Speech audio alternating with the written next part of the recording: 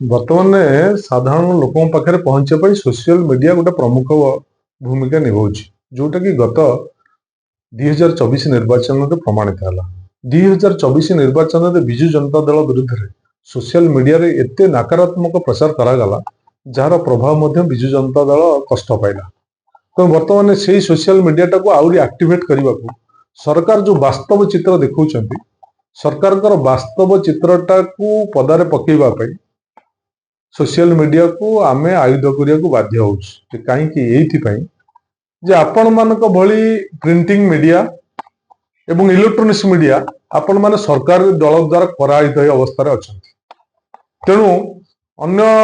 जेहेतु आपण माने शासक दल को तुष्टिकरण करिया को विभिन्न खबर को छोट छोट खबर को बड़ आकार परिप्रकाश करूचंती बाध्य होइकिर विरोध दल कथा कहिया पई सोशल मीडिया को आश्रय नवा पई आमे बाध्य होउछ। सोशल मीडिया रे आमे सरकार वास्तव चित्र सरकार वर्ष भीतर कौन कर सरकार केते मात्रा सफल होइचंदी केते मात्रा विफल होइचंदी एवं ये सरकार टी गोटे स्लोगन सरकार ये सरकार टी गोटे वास्तववादी सरकार नुह एवं गोटे वर्ष भितर समस्त विकासमूलक कार्यक्रम ठप अवस्था अच्छी अनैतिक भाव में राजनीतिक हस्तक्षेप होउची एवं ऑफिसर मान को भयभीत कराउची जो विकासमूलक कार्यक्रम हो पारना ता सहित